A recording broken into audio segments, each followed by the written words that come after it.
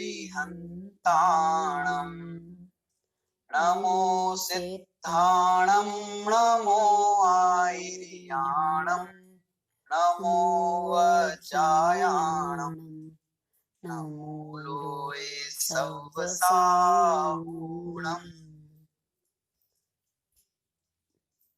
मोक्षमार्गस्य नेतारम् भेत्तारं कर्मभूभृताम् ज्ञातारं विश्वतत्त्वानां वन्दे तद्गुणलब्धये।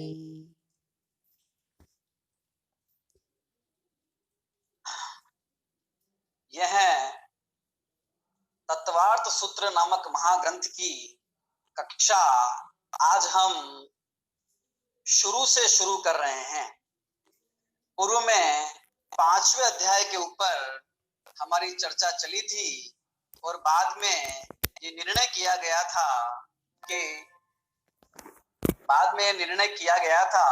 कि पूरी तत्वार्थ सूत्र के ऊपर हम स्वाध्याय करें, चर्चा करें। उसी भावना के फलस्वरूप आज ये कक्षा प्रारंभ होने जा रही है। सर्वप्रथम हम भगवान महावीर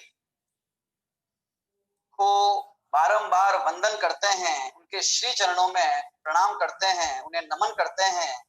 आज का ये दिवस भगवान महावीर की दिव्य देशना के खिलने का दिवस है। आज श्रावण मास की कृष्ण पक्ष की प्रतिपदा प्रथम तिथि है और आज ही के दिन, आज से लगभग 2500 वर्ष पूर्व भगवान महावीर की दिव्य देशना उनके समव शरण में गणधर देव की उपस्थिति में और 100 इंद्रों की उपस्थिति में खिली थी। पहली बार केवल ज्ञान प्राप्त करने के बाद भगवान का दिव्य उपदेश हुआ और भगवान ने अपनी दिव्य वाणी, जिसे हम चिन्ह वाणी कहते हैं, जिनेंद्र भगवान की वाणी, उसे प्रचारित और प्रसारित किया। वह सहज रूप से भगवान के दिव्य ध्वनि में 7 तत्व, 6 द्रव्य, 9 पदार्थ और इस सारे जगत का स्वरूप आया। ये शुभ संयोग है कि हम भी अपनी कक्षा, अर्थात अपनी कक्षा नहीं है, वास्तव में तो ये भगवान महावीर की दिव्य वाणी है, ये भगवान महावीर की कक्षा है। क्योंकि हम जो सीख रहे हैं, जो समझ रहे हैं, ये वही है जो भगवान महावीर की वाणी में आया है।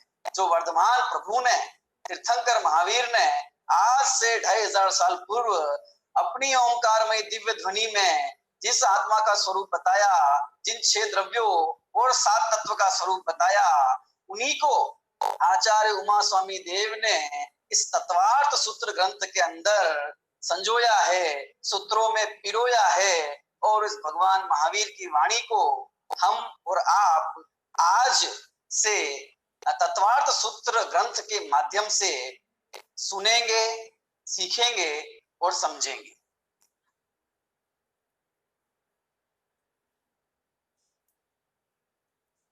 इसमें कोई रेज हैंड कर रहा है, एक बार उनकी शंका का समाधान कर दूं। हाँ, शालिनी जी अनम्यूट किया, आपको कुछ पूछना है?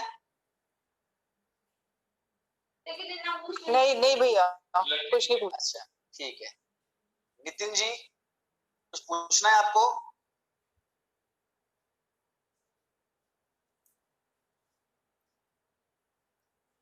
ठीक है, तो हम अपनी कक्षा आज प्रारंभ करते हैं। तत्वार्थ सूत्र ग्रंथ के ऊपर आज हम चर्चा करेंगे। सर्वप्रथम हम तत्वार्थ सूत्र ग्रंथ के कर्ता और तत्वार्थ सूत्र ग्रंथ इस विषय में चर्चा करेंगे।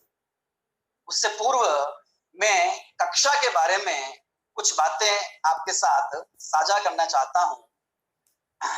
जैसा कि हम सबको विदित है कि यह कक्षा प्रतिदिन 8:15 बजे रात्रि में संचालित की जाएगी। सप्ताह में सोमवार से शनिवार तक 6 दिन तक हम इस कक्षा का आयोजन हर सप्ताह करेंगे। रविवार छोड़कर पुनः सोमवार से शनिवार तक ये कक्षा आयोजित की जाएगी। कक्षा तत्वार्थ सूत्र ग्रंथ के आधार से ली जाएगी। तत्वार्थ सूत्र ग्रंथ कौन सा हम कक्षा में प्रयोग करेंगे, जिसके ऊपर चर्चा करेंगे, वह मैंने कल उसकी पीडीएफ फाइल हमारे व्हाट्सएप ग्रुप पर भेज दी है। आज कक्षा के पश्चात मैं पीडीएफ फाइल ग्रुप पर भेजूंगा। कक्षा की जो लिंक है वह प्रतिदिन हर रोज हमारे जो व्हाट्सएप ग्रुप है जैन पाठशाला नाम से, उस पर भेजी जाएगी।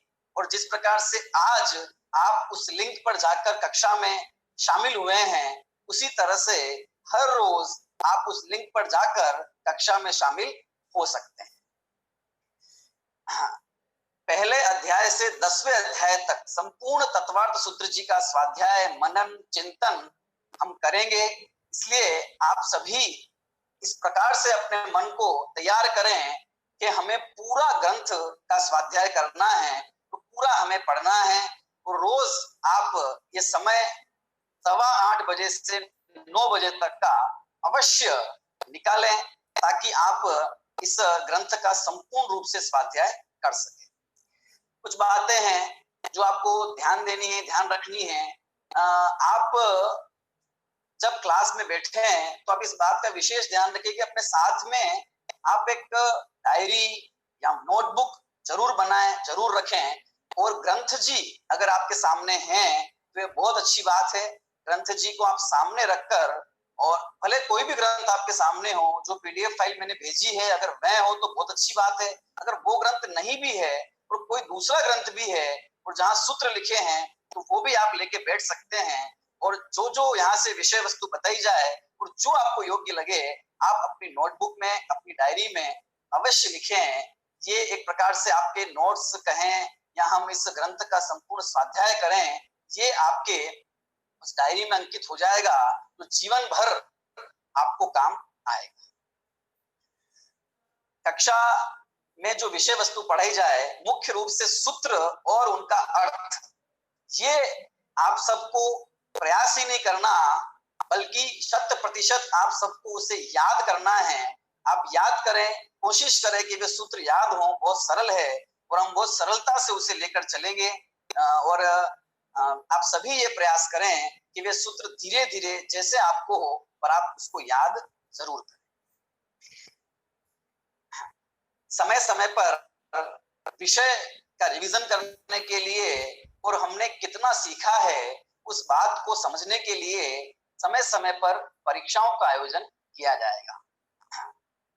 वे परीक्षा कब ली जाएगी, कितने विषय की ली जाएगी, ये सारी सूचना आपको समय समय पर कक्षा द्वारा और ग्रुप में भी बताई जाएगी। इसलिए आप सभी अच्छे से मनोयोग से इस कक्षा को पढ़ें, सीखें और इस कक्षा का लाभ लें शुद्ध चित्त से, सात्विक भाव से।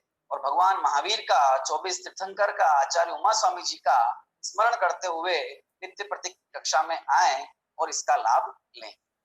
प्रारंभ में शुरू में हम सूत्र के ऊपर चर्चा करेंगे, विषय वस्तु के ऊपर चर्चा करेंगे और अंत में प्रश्नोत्तर का समय दिया जाएगा, शंका समाधान का समय दिया जाएगा, जहां आप विषय वस्तु से संबंधित जो पढ़ाया गया है उसमें से जो कुछ आप पूछना चाहते हैं वे पूछ सकते हैं और उसका यथाशक्ति समाधान किया जाएगा।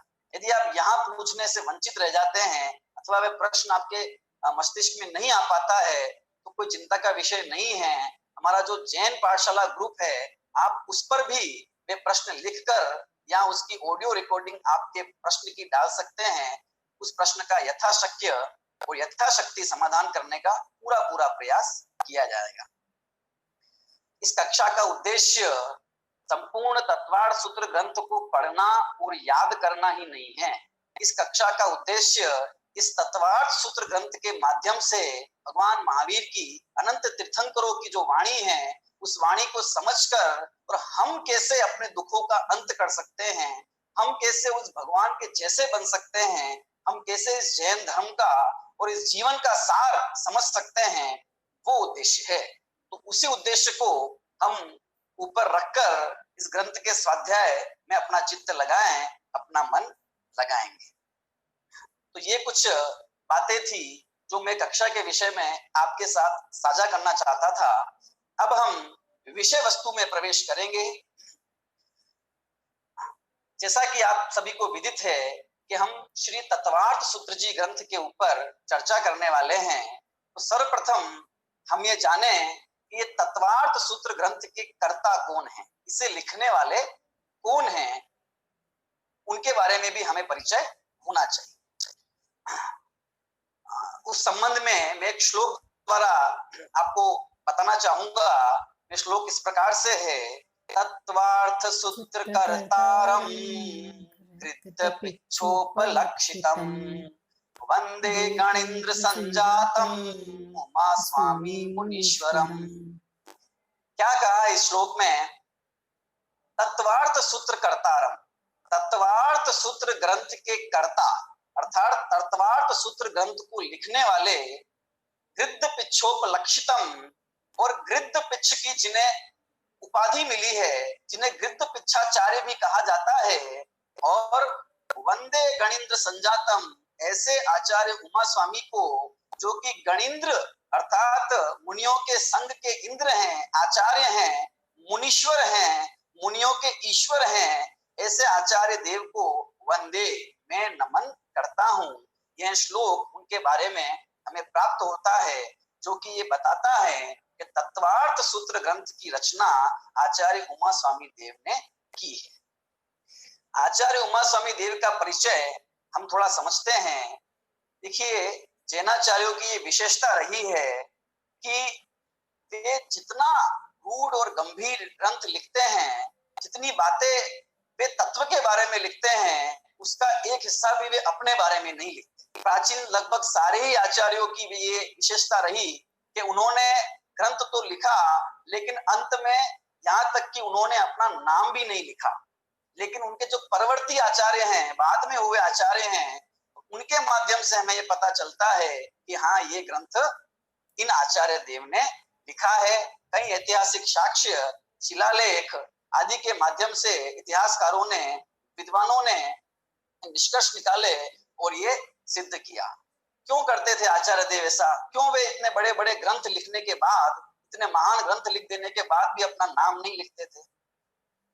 इसके पीछे एक बहुत पवित्र भावना हमारे आचार्यों की रही। वे आचार्य ये मानते थे कि ये जो बात हम लिख रहे हैं, ये जो ज्ञान की बात, ये जो तत्व ज्ञान हम लिख रहे हैं, शास्त्र में लिख रहे हैं, ये हमारा नहीं, ये तो भगवान की वाणी है, ये तो तीर्थंकर की वाणी है। जब तीर्थंकरों की बात है तो मैंने लिखा है, मैं ऐसा क्यों लिखूं? हम तो बस उस बात को भाषा बदलकर, सरल करके, बस अन्य श्रावकों को अथवा अन्य मुनियों को समझाने के लिए लिखते हैं। इतनी पवित्र भावना, और वो उनके आचरण में हमें दिखती है कि वे ग्रंथ लिखते हैं, लेकिन ग्रंथ के बाद अपना नाम नहीं लिखते, तो वे अपने बारे में क्या परिचय लिखेंगे? इसलिए आचार्य उमा स्वामी देव के बारे में भी हमें बहुत परिचय प्राप्त नहीं होता कि उनका जन्म कहाँ हुआ था, उनके माता पिता का नाम क्या था, इत्यादि अभी तक अनुपलब्ध ही है। तथापि विद्वानों ने, इतिहासकारों ने उनका समय जरूर निश्चित किया है। उनका समय विक्रम की दूसरी शताब्दी था, यानी कि आज से लगभग 1800-1900 वर्ष पहले इस भारत भूमि को आचार्य उमा स्वामी पवित्र कर रहे थे। ये आचार्य उमा स्वामी के गुरु कौन थे? ये किसके शिष्य थे? तो समस्त दिगंबर परंपरा में जिनको बड़े सम्मान और आदर के साथ याद किया जाता है, ऐसे आचार्य कुंद कुंद देव, उनके ये पट्ट शिष्य थे। जो नंदी संघ की पट्टावली मिलती है, वहां भी आचार्य कुंद कुंद देव के बाद आचार्य गृद्ध पिच्छ उमा स्वामी का नाम प्राप्त होता है। और अन्य प्रमाणों से भी यह ज्ञात होता है कि आचार्य उमा स्वामी आचार्य कुंद कुंद देव के ही शिष्य थे। ये उनके गुरु थे, आचार्य कुंद कुंद देव।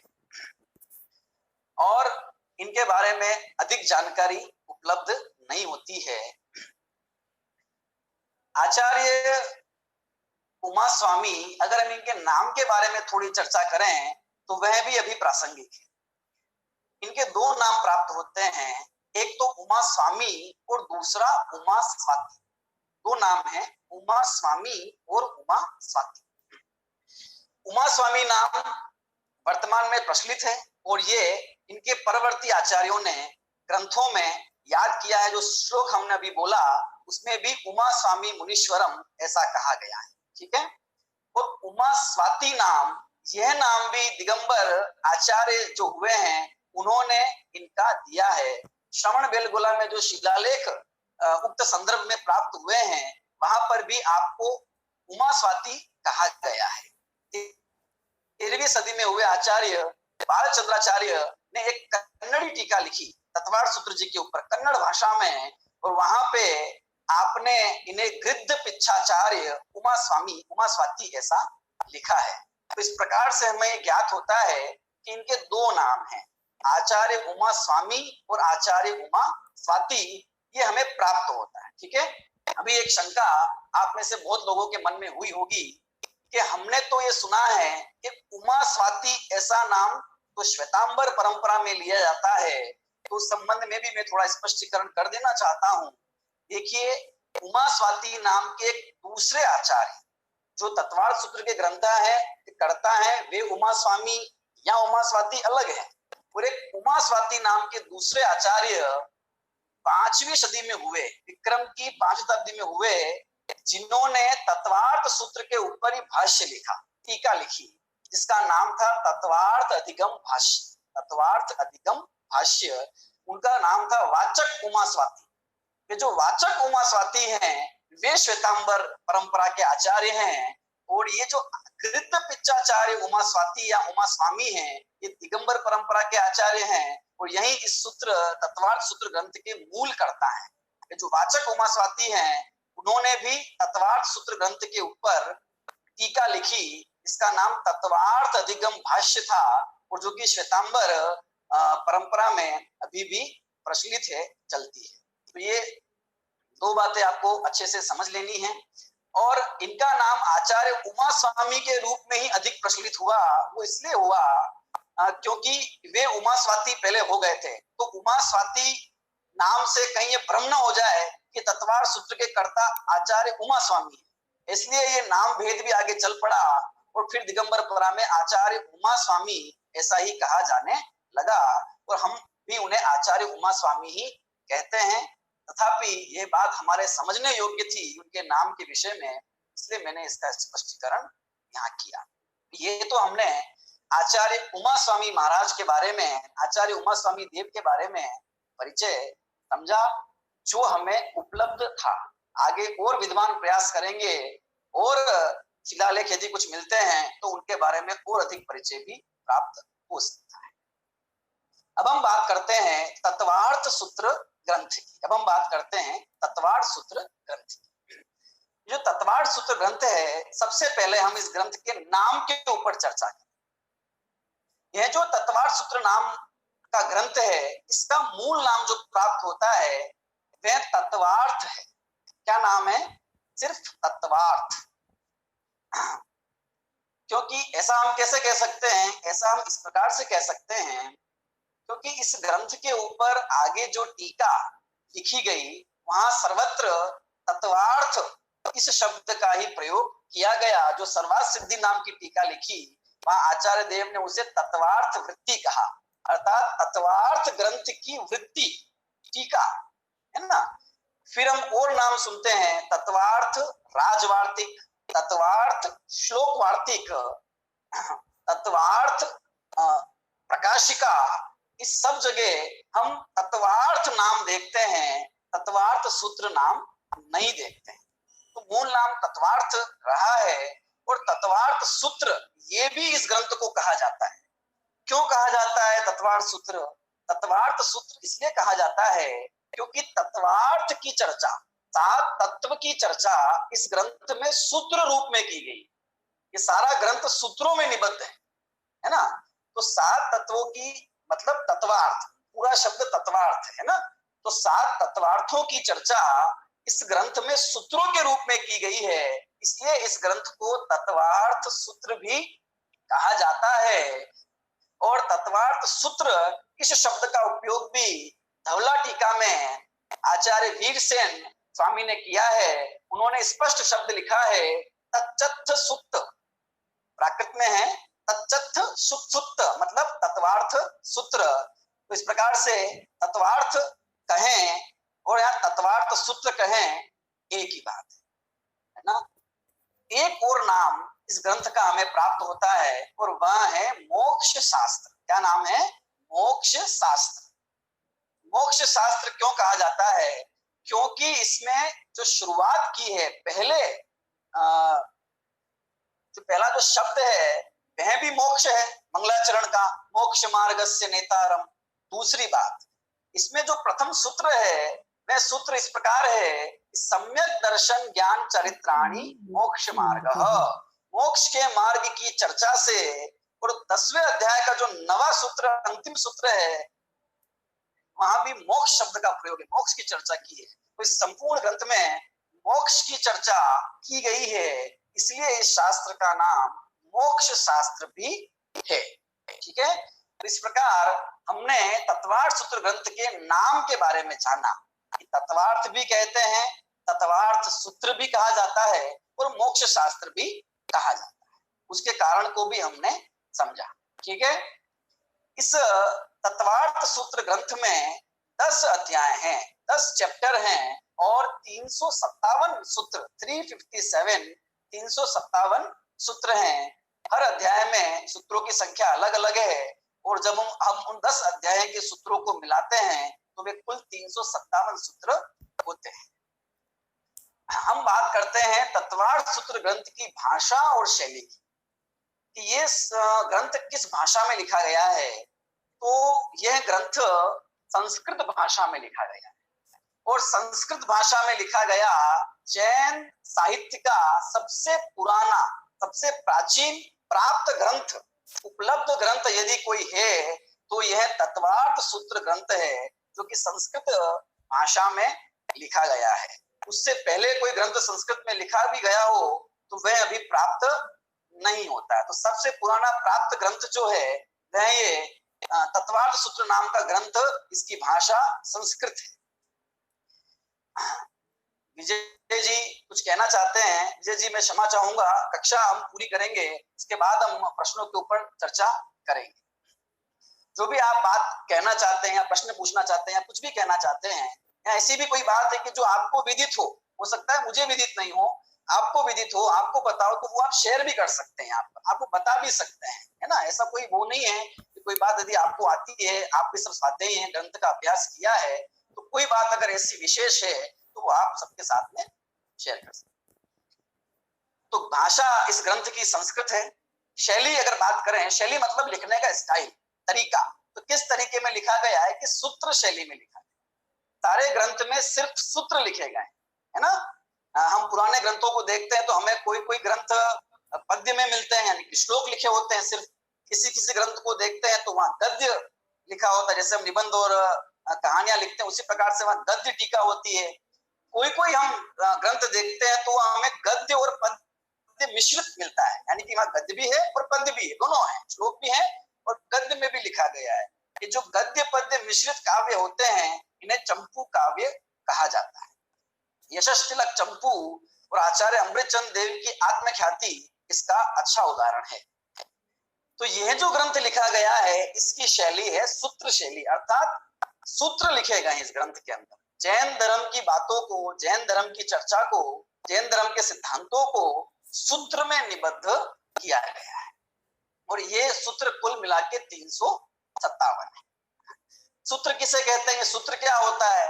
तो जय धवला में लिखा है कि अल्पक्षरम संदिग्धम सारवत गूढ़ निर्णयम। क्या कहा है कि अल्पाक्षरम संदिग्धम सारवत गूढ़ निर्णयम। जो अल्प अक्षर वाले हो, जिनमें अक्षर बहुत कम होते हैं, कम अक्षर में बड़ी बात, ज्यादा बात कहनी, उसे कहते हैं सूत्र, है ना। सूत्र संक्षेप, जो कम अक्षर हो और संदिग्ध हो, जो बिल्कुल सही तरीके से लिखा, जिसपे कोई संदेह नहीं किया जा सके। गूढ़ निर्णय, गूढ़ वस्तु का, गंभीर वस्तु का निर्णय करने वाले हो। युक्ति युक्त हो, अर्थात जो किसी तर्क इत्यादि से काटे नहीं जा सके। सारवत, बहुत ज्यादा विषय वस्तु का जिसमें सार इकट्ठा कर दिया गया हो कम शब्दों में, वे सूत्र कहलाते हैं। ठीक है। सामान्य हम भाषा में समझना चाहें तो सूत्र कम अक्षरों में लिखे जाते हैं, एक एक अक्षर का वहां ध्यान रखा जाता है कि किस तरह से हम कम से कम बात लिखें और अधिक से अधिक उसका अर्थ समझा जा सके। ऐसा भी कहा जाता है कि सूत्रकार आचार्य अगर एक अक्षर भी उन्हें कम लिखना पड़ता है तो इसमें वे पुत्रोत्सव के समान प्रसन्न होते हैं। जैसे कि पुत्र की प्राप्ति किसी को हो जाती है तो बहुत जैसे प्रसन्न होता है, जैसे आचार्यों को भी ये प्रसन्नता होती है कि हमें कम लिखना पड़ा।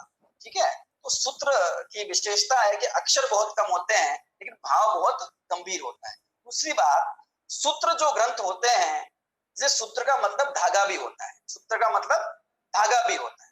तो जिस तरह से धागा पूरा जुड़ा होता है ना, उसी प्रकार से सूत्र जो होते हैं ग्रंथ में, वे सारे सूत्र एक दूसरे के साथ में संबद्ध होते हैं, जुड़े होते हैं, मिले होते हैं। वे सारे सूत्र मिले होते हैं आपस में। तो ये सूत्र के बारे में हमने समझा है। तो तत्वार सूत्र की भाषा संस्कृत है और शैली इसकी सूत्रात्मक है।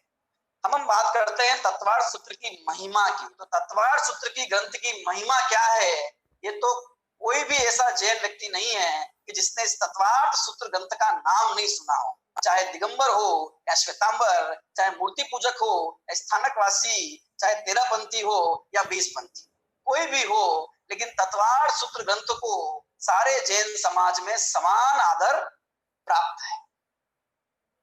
ये तत्वार्थ सूत्र ग्रंथ की महत्ता पर एक श्लोक भी प्राप्त होता है। वह श्लोक इस प्रकार से है, दशाध्याय परिच्छिन्ने तत्वार्थे पठिते सति फलम स्यादुपवासस्य भाषितम मुनिपुंगवै। क्या कहा इस श्लोक में? दशाध्याय परिच्छिन्ने, 10 अध्याय से पूर्ण इस तत्वार्थ श्लोक, तत्वार्थ ग्रंथ के पढ़ने पर, इस तत्वार्थ सूत्र ग्रंथ के पढ़ने पर क्या होता है? फलम स्यात् उपवासस्य, कि एक उपवास का फल प्राप्त होता है। ये मुनि पुंगवे, श्रेष्ठ मुनियों द्वारा कहा गया है, ऐसा मुनियों द्वारा कहा गया है। तो ये सूत्र की, इस ग्रंथ की महिमा के लिए कहा है। इस ग्रंथ को सिर्फ पाठ करने का अर्थ ये नहीं कि केवल हम कैसे भी चाहे शुद्ध अशुद्ध बस पाठ कर लें। पाठ का अर्थ है कि हम उसके भाव को समझते हुए पाठ करें। हम सूत्र पढ़ रहे हैं तो हमें उसका भाव पता होना चाहिए क्या है, तो वो पाठ करने का मतलब है। तो क्या मतलब सिर्फ पाठ करने का अर्थ ही नहीं पता, तो अर्थ सहित भाव सहित यदि पाठ करते हैं सिर्फ पाठ, तो भी उसका जो महत्व है वो एक उपवास का फल प्राप्त होता है। लेकिन एक उपवास का फल सिर्फ तत्वार्थ सूत्र का फल नहीं है, क्योंकि तत्वार्थ सूत्र तो मोक्ष शास्त्र है, ये मोक्ष की चर्चा करता है। जो इस तत्वार्थ सूत्र ग्रंथ को गहराई से समझ लेता है, सीख लेता है, इसके भावों को समझ लेता है, तो वह मूल तीर्थंकर की वाणी को समझता है, तो एक उपवास का फल नहीं मिलेगा उसको, तो इस संसार का अभाव होकर और मोक्ष रूपी फल मिलेगा, क्योंकि ये मोक्ष शास्त्र है। ये इस ग्रंथ का महात्म्य है। ये ग्रंथ हमें दिखने में बहुत छोटा लगता है, 357 सूत्रों को अगर लिखे तो 7-8 पेज में लिख सकते हैं, लेकिन इस सूत्र में, इन तत्वार्थ सूत्र ग्रंथ में इतना गंभीर भाव भरा है कि आगे आचार्य उमा स्वामी के बाद हुए आचार्यों ने बड़ी गंभीर टीकाएं और बहुत सारी टीकाएं इस ग्रंथ के ऊपर लिखी हैं। हम उन बहुत सारी टीकाओं में से कुछ मुख्य टीकाओं पर आज बात करेंगे कि तत्वार्थ सूत्र जी के ऊपर कौन कौन सी टीकाएं लिखी गई है। जब मैं कहूं, ऐसा कहूं, तो आप उसको रिजॉइन करके फिर से उस लिंक से आ सकते हैं। ठीक है, तो हमने चर्चा की अभी कि टीका के बारे में बात करते हैं। तो तत्वार्थ सूत्र जी ग्रंथ के ऊपर सर्वप्रथम जो टीका लिखी और जो हमें प्राप्त है वो टीका है, उस टीका का नाम है सर्वार्थ सिद्धि। उस टीका का नाम है सर्वार्थ सिद्धि टीका। ये टीका विक्रम की 6ठी शताब्दी में लिखी गई और इस टीका के रचनाकार थे आचार्य पूज्यपाद देवनंदी। आचार्य पूज्यपाद देवनंदी ने, बहुत अच्छा प्रश्न आया यहाँ पे, टीका का मतलब क्या है मैं स्पष्ट करूंगा। मैं टीका, वार्तिक, वृत्ति, इस सब का क्या अर्थ होता है मैं स्पष्ट करूंगा। एक सामान्य रूप में आप समझ लीजिए, टीका मतलब किसी ग्रंथ को समझाना, उसको विस्तार से समझाना, उसी का नाम टीका है। बिल्कुल अगर सरलता समझना चाहें, जैसे आचार्य देव ने सूत्र लिख दिए, अब उन सूत्रों में क्या है, कैसे है, उसको जो समझाया गया है विस्तार से, उसका ही नाम क्या है, टीका। ठीक है, तो सबसे पहली जो टीका लिखी गई वो है सर्वार्थ सिद्धि टीका, विक्रम की 6ठी शताब्दी में लिखी गई। हाँ, ये चर्चा हम सारी करेंगे, प्रश्न यहाँ आ रहे हैं, मैं सारे प्रश्न ख्याल में है, उन पर सारी चर्चा हम करेंगे। पहले हम अपनी विषय वस्तु को समझते हैं।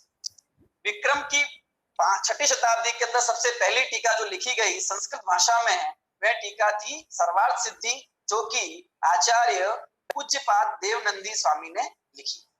इसके बाद जो टीका लिखी गई, टीका तो बहुत लिखी गई, मैं पुनः कह रहा हूँ टीका काफी लिखी गई है, पर जो प्रमुख टीका है मैं उनकी चर्चा कर रहा हूँ। इसके बाद जो टीका है वो है आचार्य अकलंक देव, जिन्हें भट्ट अकलंक देव भी कहा जाता है। विक्रम की 8वीं शताब्दी में उन्होंने इस टीका का प्रणयन किया। उस टीका का नाम था तत्वार्थ राजवार्तिक। तत्वार्थ राजवार्तिक। ये जो तत्वार्थ राजवार्तिक है, इसे तत्वार्थ वार्तिक भी कहा जाता है और अकेला राजवार्तिक भी कहा जाता है। पूर्ण नाम तत्वार्थ राजवार्तिक है। यह भी संस्कृत भाषा में लिखा गया। इसके बाद जो टीका प्राप्त होती है विक्रम की 9वीं शताब्दी में, आचार्य विद्यानंदी देव ने भी इस महाग्रंथ के ऊपर टीका लिखी और उस टीका का नाम है तत्वार्थ श्लोक वार्तिक। उस टीका का नाम है तत्वार्थ श्लोक वार्तिक, जिसे श्लोक वार्तिक या श्लोक वार्तिक अलंकार यह भी कहा जाता है। ठीक है, सबसे पहली टीका कौन सी हो गई, आचार्य पूज्यपाद स्वामी की सर्वार्थ सिद्धि। फिर उसके बाद में आचार्य अकलंक देव की तत्वार्थ राजवार्तिक। फिर उसके बाद में आचार्य विद्यानंदी स्वामी की तत्वार्थ श्लोक वार्तिक। इसके बाद हम देखते हैं, इसके बाद भी कई टीकाएं लिखी गई। विक्रम की 10वीं शताब्दी में एक महान आचार्य हुए आचार्य अमृत चंद्र देव, जिन्होंने आचार्य कुंद कुंद देव के समयसार, प्रवचनसार, पंचास्तिकाएं आदि ग्रंथों पर बहुत गंभीर और अध्यात्म से भरी हुई टीकाएं लिखी। इन्होंने भी आचार्य उमा स्वामी के तत्वार्थ सूत्र ग्रंथ पर एक टीका लिखी, जो टीका श्लोकों में लिखी गई है ना, पद्य में लिखी गई। ठीक है, उस टीका का नाम है तत्वार्थ सार। उस टीका का नाम क्या है, तत्वार्थ सार। इसमें 686 श्लोक दिए हैं और 686 श्लोक में तत्वार्थ सूत्र जी की विषय वस्तु बताई गई है। तो ये भी टीका हमें उपलब्ध होती है, जो कि पद्यमय है ना, पूरे पद्य सारे श्लोक हैं, तत्वार्थ सार।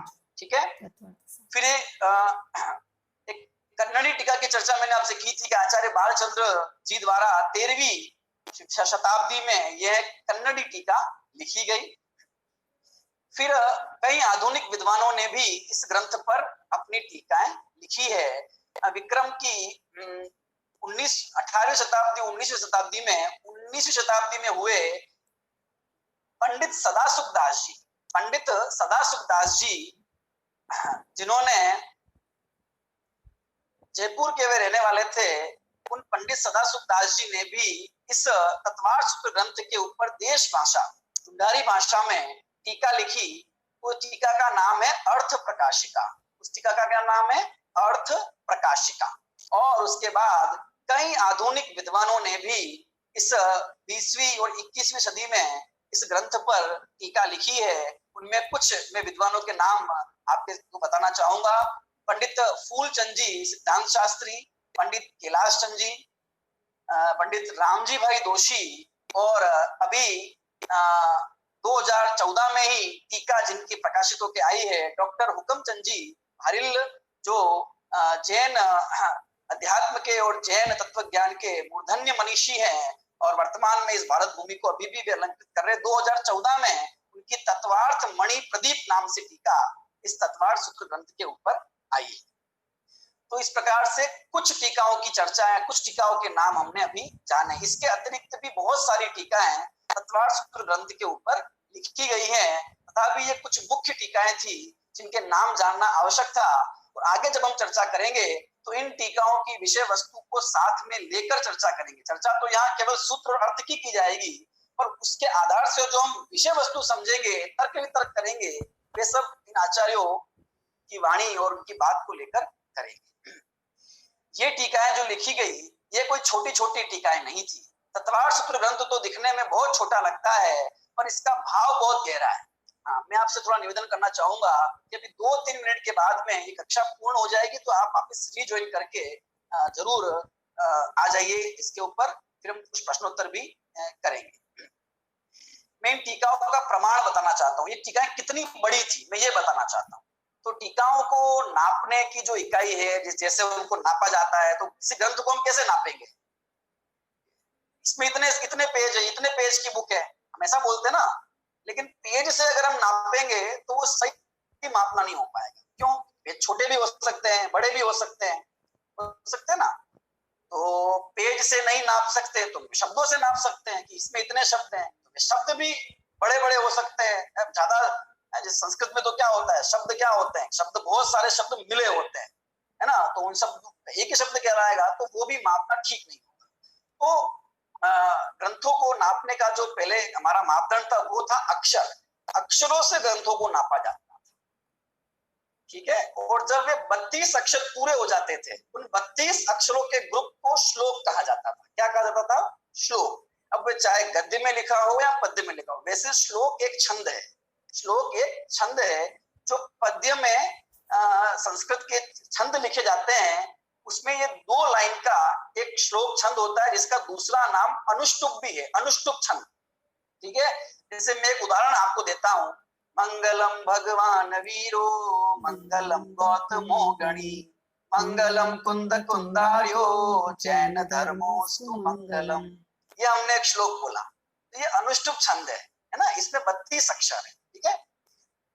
तो श्लोक में 32 अक्षर होते हैं। जब हम किसी टीका का परिमाण निकालते हैं, नापते हैं, तो फिर चाहे वे श्लोक पद्य के रूप में लिखे गए हो या फिर वो गद्य में लिखा हो, 32 अक्षर पूरा होते ही उसे एक श्लोक प्रमाण कहा जाता है, ठीक है। तो ये जो सर्वार्थ सिद्धि टीका थी, ये 12,000 श्लोक प्रमाण थी। कितने हजार श्लोक प्रमाण? 12,000 श्लोक प्रमाण, ठीक है। यानी कि 12,000 इंटू 32, तो जितने अक्षर आ जाएंगे उतने अक्षर उसमें थे। इसमें आधे अक्षरों की गिनती नहीं होती है ना, श्लोक में आधे अक्षरों को नहीं, पूरे अक्षरों की गिना जाता है। अब जो तत्वार्थ राजवार्तिक आचार्य अकलंक देव द्वारा विरचित है 8वीं शताब्दी में विक्रम की, वो 16,000 श्लोक प्रमाण थी, 16,000 श्लोक प्रमाण। और इसके बाद आचार्य विद्यानंदी की जो रचना है तत्वार्थ श्लोक वार्तिक, वह 20,000 श्लोक प्रमाण है। वो पहला वाला वार्तिक है, राजवार्तिक है, श्लोक वार्तिक है। तो अंतर ये है, दोनों में विषय वस्तु में भी अंतर है, बात तो वही है, टीका है उस ग्रंथ की, और उनके प्रतिपादन की शैली दोनों की भिन्न है। तत्वार्थ राजवार्तिक ग्रंथ है, टीका है, वह 16,000 श्लोक प्रमाण है, और तत्वार्थ श्लोक वार्तिक टीका 20,000 श्लोक प्रमाण है। श्लोक वार्तिक इसलिए है कि उसमें जो वार्तिक लिखे गए हैं, है ना, वार्तिक मतलब उसी सूत्र का थोड़ा और विस्तार से लिखना, वो वार्तिक है, ठीक है। एक सूत्र को बारे में थोड़ा और लंबा लिख दिया तो वह वार्तिक हो गया। उस वार्तिक में उसी सूत्र को समझाया जाता है। इसकी परिभाषा और भी गंभीर है, और हम बहुत अधिक इस प्रकार की गंभीरता में नहीं जाएंगे, है ना, सामान्य रूप से हमको समझना है। तो उसमें अकलंक देव ने जो वार्तिक लिखे हैं गद्य रूप में लिखे हैं, और आचार्य विद्यानंदी ने श्लोक वार्तिक में जो वार्तिक लिखे हैं श्लोक रूप में लिखे, इसलिए इसका नाम श्लोक वार्तिक है। ये 20,000 श्लोक प्रमाण है, ठीक है। तो ये हमने समझा। और एक और महान ग्रंथ, महान टीका इस ग्रंथ के ऊपर है, जो अभी प्राप्त नहीं होती है, जो कि विक्रम की 2री शताब्दी में हुए आचार्य समंत भद्र देव ने लिखी थी, और उस टीका का नाम है गंधहस्ती महाभाष्य। मैं पुनः बोलता हूँ, गंधहस्ती महाभाष्य।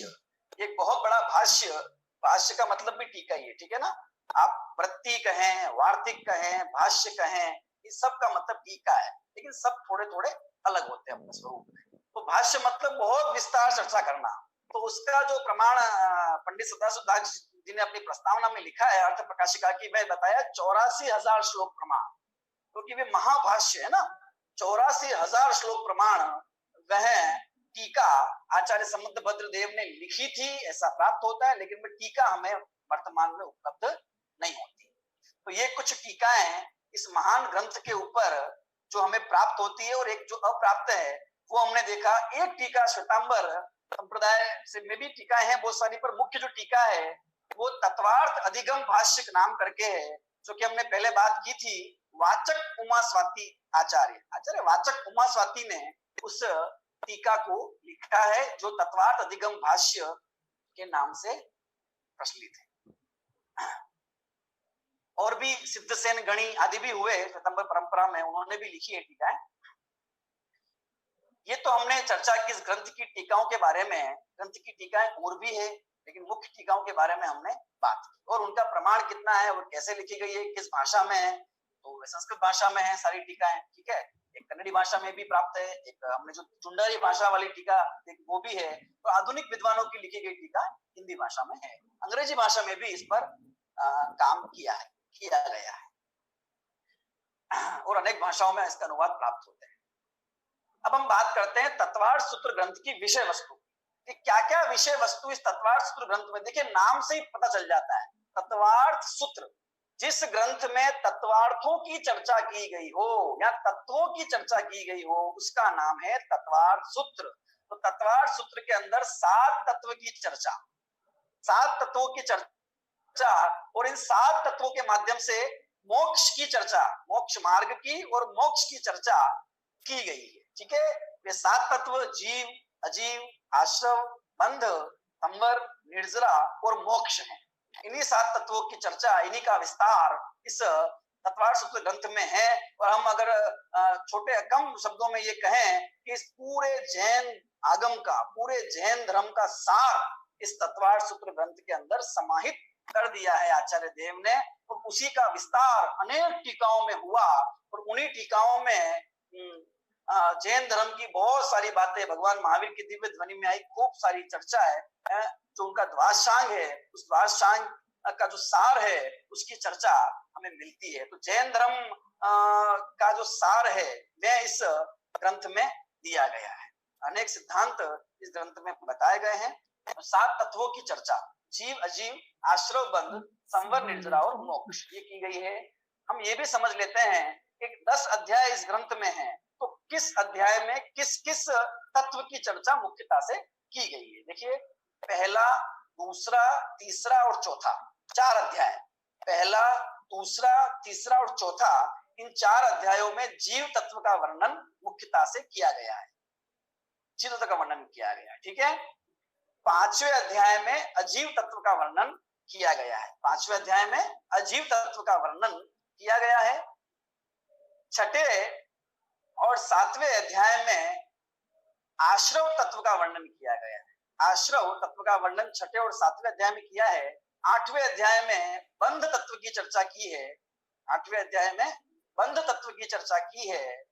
9वें अध्याय में संवर और निर्जरा तत्व की चर्चा की है, संवर और निर्जरा तत्व की चर्चा।